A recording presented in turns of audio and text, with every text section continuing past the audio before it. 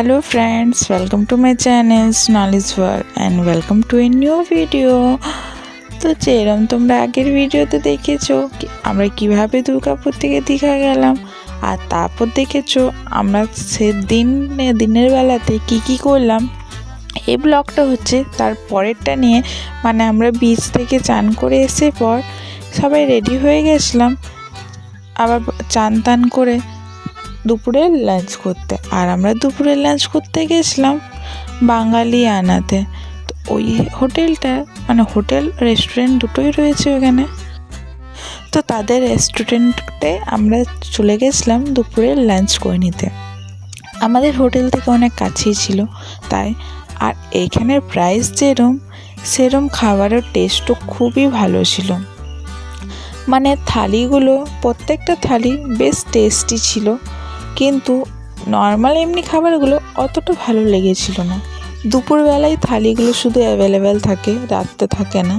তো থালি ছিল ফিশ থালি আমরা খেয়েছিলাম বেশিরভাগ সবাই। তো ওইখানে ছিল 150 রুপিসে। আর দেখো ফিশ থালিতে ছিল প্লেন রাইস, স্যালাড, আর এটা মুড়ির ঘন্টা, তারপর ডাল, এটা হচ্ছে শুক্তো, আর ঝুরি আলু ভাজা ছিল। আর তারপর দাঁড়াও মাছটা আসবে, এখনও আসেনি। তো সবকটাই রান্না খুবই টেস্টি ছিল। আর ভাই নিয়েছিল চিকেন থালি, তাই ওর প্রাইস পড়েছিল দেখো 180 করে। আর দেখো চিকেনটা 2 পিস চলে এসছে। প্রাইসের হিসাবে আমার কোয়ালিটিটা খুবই ভালো লেগেছে, আর কোয়ান্টিটিটাও খুব ভালোই ছিল। আর এটা আনলিমিটেড ছিল, তোমরা আবার চাইলে আবার নিতে পারো। তারপর দেখো চলে এলো এবার সবার জন্য মাছের সাইজগুলো বেশ ভালো ছিল। আর পাঁপড় আর চাটনিও রয়েছে, তো সেগুলো আসবে আবার পরে। তো চলো এবার খাওয়া যাক। খেয়ে দিয়ে পর সবাই বেশিরভাগ চলে গেল রুমে রেস্ট করতে। আমি, আন্টি, ওম আর শুভ আমরা 4 জনে মিলে এবার ওইখান থেকে চলে যাচ্ছি বিচের সাইডে একটু হেঁটে আসি।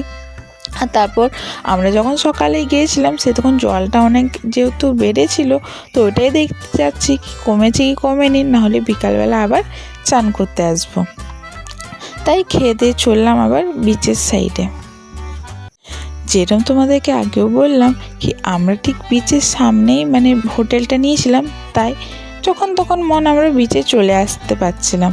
আর দেখো এবার জলটা কতটা কমে চলে এসছে। এটা প্রায় আমরা এসেছিলাম ওই 2টার পর। তো 3:30টার মধ্যে পুরো জলটা অনেকটাই পিছনে চলে যাবে। সে তখন আবার সবাইকে ঘাটগুলোতে নামতে দেবে চান করার জন্য।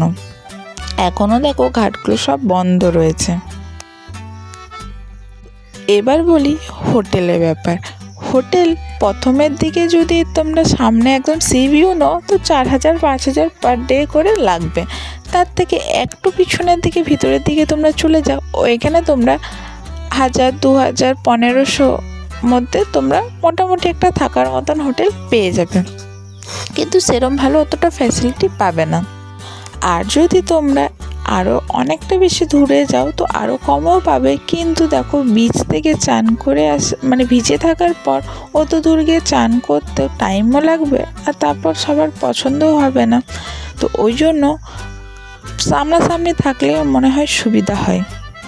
তাহলে যখন তখন তোমরা পায়ে হেঁটে বিচেও চলে আসতে পারবে, আবার বিচে চান করলে বাড়ি গিয়ে ভালো করে চানও করে নিতে পারবে, টাইম লাগবে না।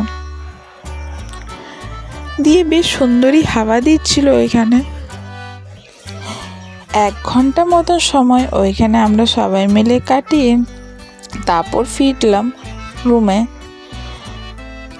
আর দেখো এবার ধীরে ধীরে আরও ভিড়টাও বেড়ে যাবে, যেহেতু এবার আবার সব ঘাটগুলো খুলে দেবে চান করার জন্য। দিয়ে এবার রুমে গিয়ে টুকটাক রেস্ট করে নিয়ে পর আবার বেরালাম আমরা বিকালবেলায় রেডি হয়ে। আবার চলে যাব বিচের সাইডে, তারপর সাইড মার্কেটগুলো আমরা এক্সপ্লোর করব। তো দেখো আমরা সবাই রেডি হয়ে পড়ে এবার বেরিয়ে গেছি।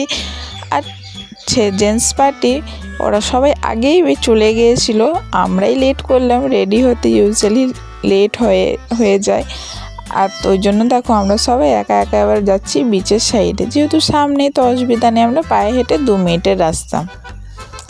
দিয়ে এবার চলে এসেছি। আস্তে আস্তে দেখো এবার পুরো অন্ধকার হয়ে গেছে। আর এই ভিডিওটা ভাই যখন এসেছিলো সে তখন করে রেখেছিল। দেখো ভিউটা কি সুন্দর লাগছে।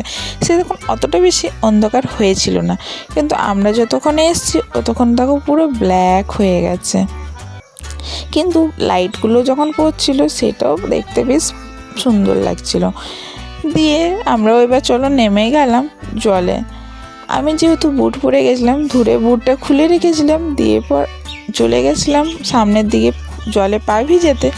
তাহলে একটু পর দেখি জল আবার ধীরে ধীরে বাড়তে স্টার্ট করে, আর এত তো ঢেউ চলে এসেছিলো যে আমার জুতো আবার সেদিন ভিজিয়ে দিয়েছিল। সে আমি ভিজে জুতো পরে সেদিন বিকালটা ঘুরেছি। আবার তার পরের দিন অবধি আমার জুতো শুকনো হয়েছিল না, যেহেতু রোদ পাইনি।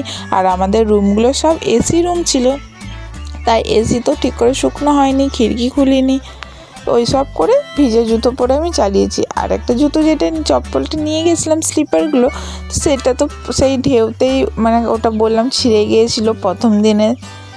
দিয়ে পর দেখো বেশিরভাগ আমি খালি পায়ে এনজয় করেছি।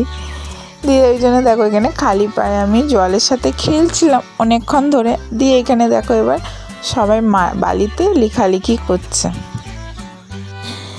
এইখানে ফটোগুলো আমাদের খুবই সুন্দর এসছে। এক সাইডে লাইট, রাস্তার লাইট, আর এক সাইডে বিচ। দিয়ে এবার দেখো ভাই নাম লিখছে। তো এইখানে যেহেতু ওর নাম আমার নাম স্টার্টিং দুটো সেম, মানে 3টে ওয়ার্ড সেম, তারপর চেঞ্জ হয়। তো ও তো ধর লিখে পর বলছে বলো এবার কি লিখি, এবার কি লিখি। দিয়ে করে দেখো এবারও আমার নামটাই লিখে দিচ্ছে। আর তার একটু পরই আবার জল এসে পুরো মুছে দিল। আমরা এই প্রথম দিনই বেশিরভাগ টাইম বিচে এসে টাইমটা স্পেন্ড করেছি, সেরম ঘোরাফেরা করিনি। দিয়ে পর দেখো এবার সবাই বিচের সাইডে যে উপরে ওঠার বসার জায়গা আছে সেখানে সবাই বসে রয়েছে। আর এইখানে আমি রায় একটা দেখো বাবালস নিয়েছিল, দিয়ে আমি ওর কাছ থেকে বাবালস নিয়ে আমি বললাম দিয়ে আমি এবার ফুলাই। দিয়ে দেখো আমি করছিলাম কিন্তু হচ্ছিলই না। আর কখনো হচ্ছিলো মানে হাওয়া জোরে করে আসছিলো, সে তখন উড়ে সব চলে যাচ্ছিলাম। দিয়ে ওটাতে ও বেশ রেগে গিয়েছিলো, বলছে দিদি তুমি আমারটা শেষ করে দিচ্ছ। দিয়ে তারপরও বায়না ধরেছিল কি আমি আইসক্রিম খাবো করে। দিয়ে এইখানে অনেক চেষ্টার পর এবার ধীরে ধীরে একটু একটু হচ্ছে। তারপর এবার চললাম আমরা ডিনার করতে। সাইড মার্কেটটা অল্প দেখলাম কি রয়েছে কি না। দিয়ে তারপর এবার চললাম আমরা সবাই ডিনার করতে। ডিনারের পর এবার রুমটা তোমাদেরকে দেখাবো। বেশি বড় না, আমরা দুটোই রুম নিয়েছিলাম। একটাতে সব ছেলেগুলো ছিল আর একটাতে সব মেয়েগুলো ছিল। দিয়ে আমরা রাতে ডিনার করতে চলে এসেছিলাম নিমন্ত্রণের খাওয়া দাওয়া খুবই ভালো। আর দেখো বিরিয়ানির কোয়ান্টিটি কতটা, তার সাথে চিকেনের 2 পিস, আলু, আবার ডিম।